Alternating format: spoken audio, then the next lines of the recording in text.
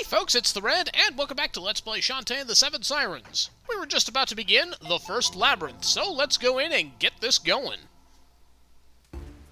So the first part of this labyrinth is pretty self-explanatory, so I'd like to instead take this time to listen to this totally awesome new labyrinth theme. Let's have a listen.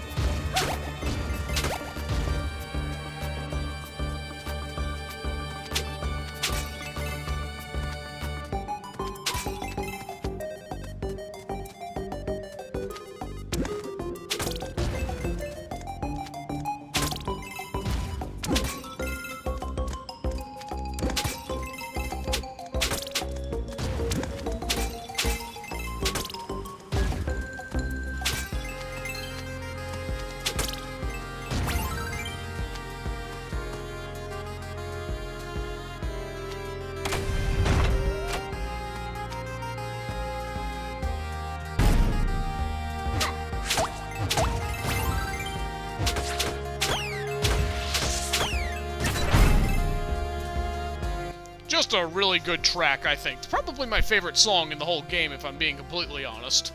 But anyway, we're going to head into another locked room here, where we will meet another familiar enemy, the blue lobsters. Their attack pattern is fairly simple. They block your attacks, and I'd say the best way to attack them is to pay attention to the way that they're using their claw. They'll block high to avoid your high hair attacks, and low to avoid the low hair attacks. They're very similar conceptually if you've ever played Zelda 2 on the NES, an enemy called the Iron Knuckle, which has a shield which blocks your sword attacks high and low, so you have to stab high and low to avoid it. Oh, where am I going? But yeah, blue lobsters, very similar to Iron Knuckles, just attack where they're not blocking. So we have a heart squid up here. Every labyrinth has 3 of them, and luckily for us, we can obtain all 3 of them before we leave the place, but we lack the means to do so right now, so we'll be sure to come back to that later. So the main gimmick of this labyrinth is going to be pressing and holding down buttons in order to make platforms appear from the walls, and we just have to quickly make it across before they retract. But for the most part, we're mainly just fighting off these small enemy crabs, in which we can attack any part of it for massive damage, and the occasional green crab that will shoot spikes at us if we leave them on screen for too long.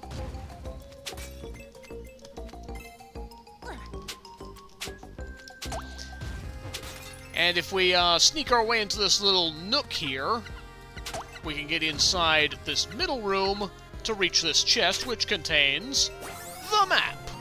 Every dungeon has one, so we'll be sure to grab them as we see them. And if you go over to your map, you can see all the dark rooms that we haven't been to yet, and the light-covered ones that we have been to. So this place isn't terribly big. Should be done with this in fairly short order, so we'll go into this upper room real quick, where we will have another crab. Once again, if he's blocking high, shoot low. If he's blocking low, go high. And he drops for us a golden crab, which is probably the best food recovery item in the game, being able to restore 6 hearts.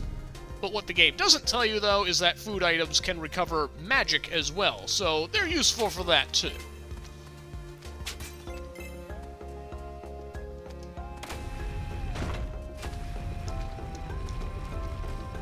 That part can be a little dangerous if you hesitate, but still not too bad.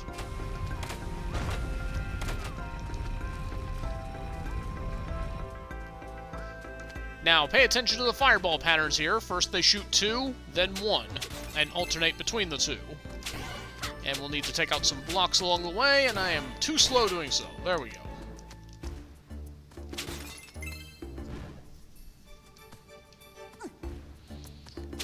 So we'll just wait until they shoot some fire, and let's move forward.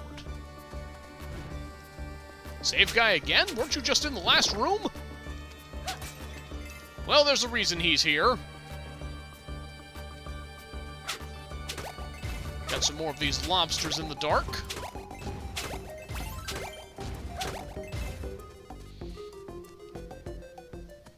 And now? Risky boots. Yeah, just what I was thinking. half-genie runt. Fancy meeting you here. Come on, finish your sentences. So, It was you. I know what you did, Risky. You'd better release those girls, or else. oh my. You just have all the answers, don't you? Think what you like. My plans are none of your concern. You won't interfere. So how's this for a mid-boss? Now we have to fight Risky Boots. Let's So go. this boss fight is very similar to the boss fight that we saw from her in Half Genie Hero. This one can be a little unpredictable though, because she likes to just run left and right and jump around.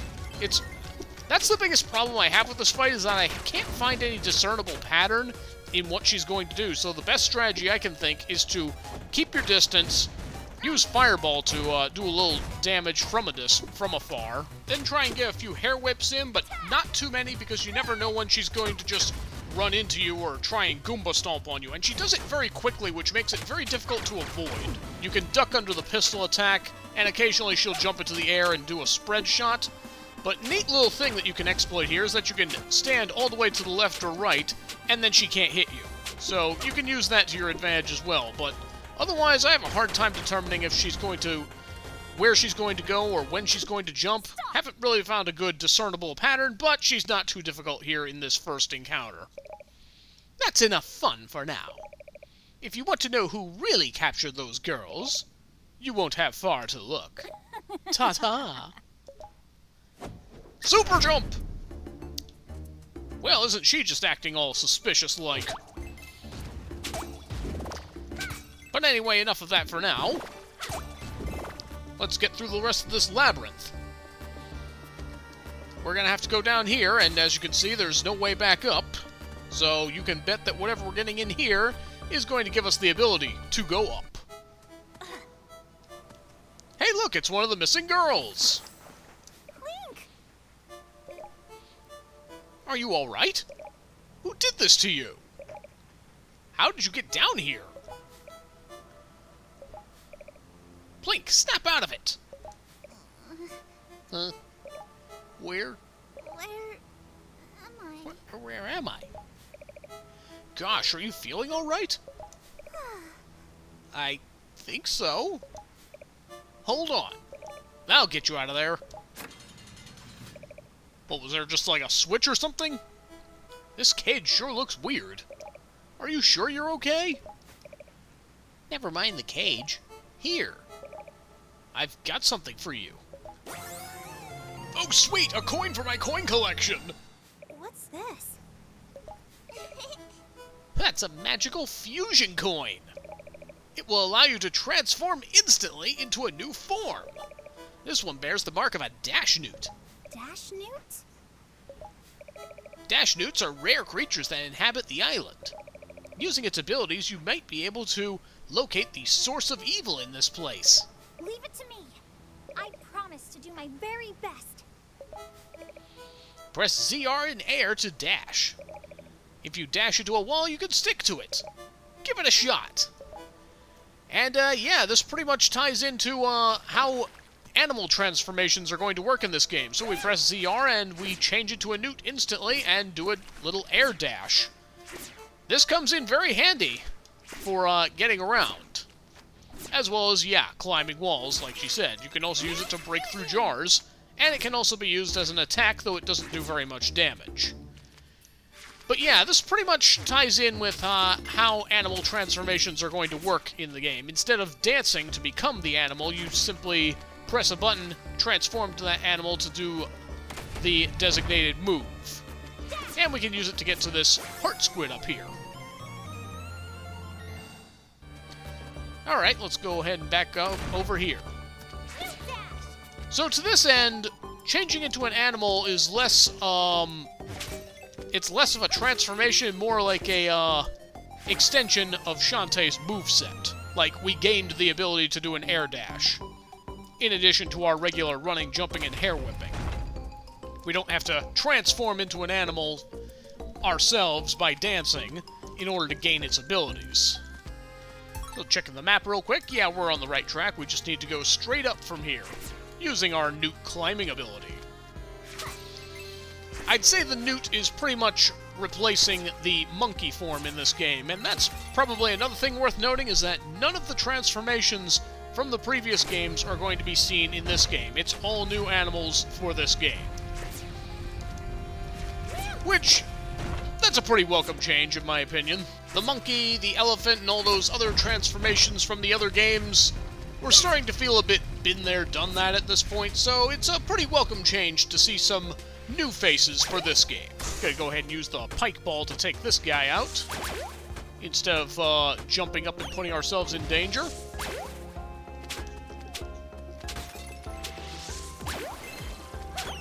And there we go.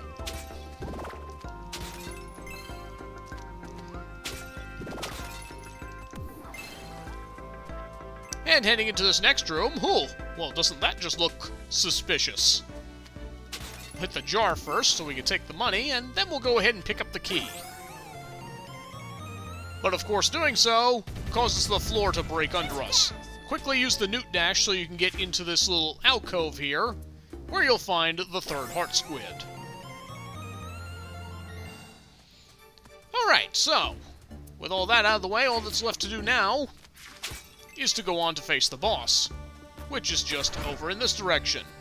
But first, a couple more of these lobsters we need to get around. Just focus on one while the other watches, and then you can attack them both at once. Same strategy as before. If they block high, swing low. If they block low, swing high. Another visit from Save Guy, and this is some pretty suspicious video game generosity. Full health and magic? All we really needed was the magic, but yeah, you wouldn't be doing that unless you were about to put something tough in front of us. And well, if a big door in the middle of the labyrinth has told me anything, it's that there's going to be something big inside. Let's find out.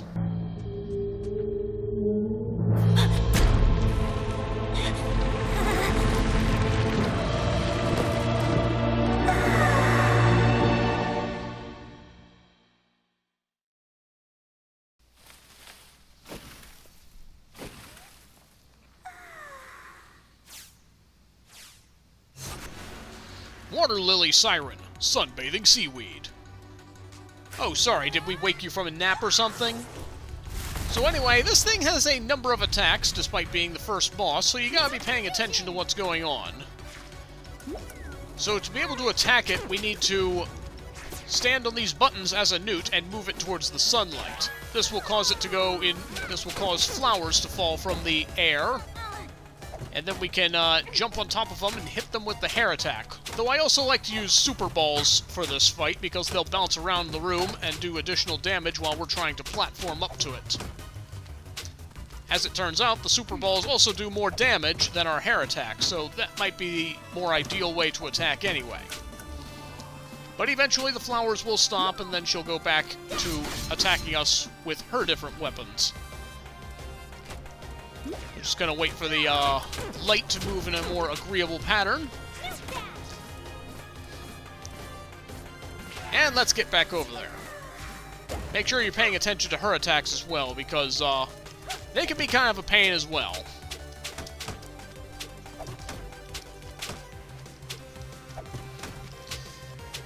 The Super Ball is very nice for this fight because it bounces all over the room, and your target is very big, so it's very unlikely that you're going to wind up missing the attacks.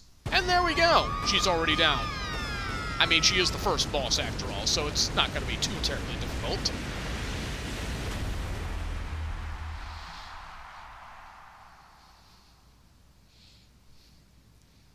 And there we go! That's the first labyrinth / chapter finished.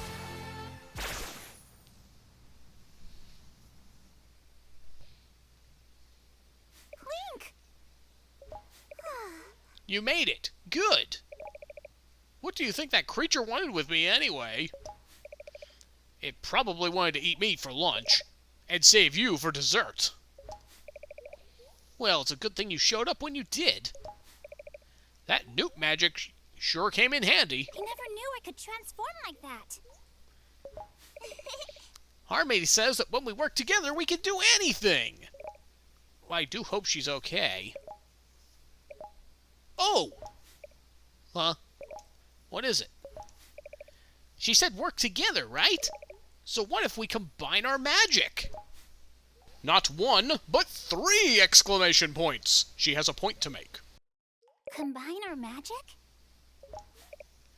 Look, those fusion coins? Yeah. They're forged from fusion stones. Okay. Fusion stones form naturally on this island. A tiny amount, like what's in that coin, gave you the ability of a newt. But if we had an entire fusion stone, I bet I could give all of my powers to you. What? No way! You can't just give your magic away. That's, like, against the rules or something. I don't know. It would only be temporary. We'll merge our magic into one big, powerful, spectacular superstar super genie! Trademark. We'll trash these monsters. Find our friends, and you can give the magic back when you're done. Is magic like a tangible object that you can give people now? I'm not getting it. Think about it. Find a fusion stone and meet me in Arena Town. And remember, if you ever forget where to go next, try talking to everyone. I'm sure someone will know. I'll be waiting for your answer backstage. Wait, could you just could you teleport at will like that? Why couldn't you just teleport out of the cage? Maybe there was something weird, special about that weird cage that we saw at, I don't know. I'm sure all will be answered later, but for now, we're going to go ahead and call it there. Thank you very much for watching, and we'll continue the adventure in the next part. See you then!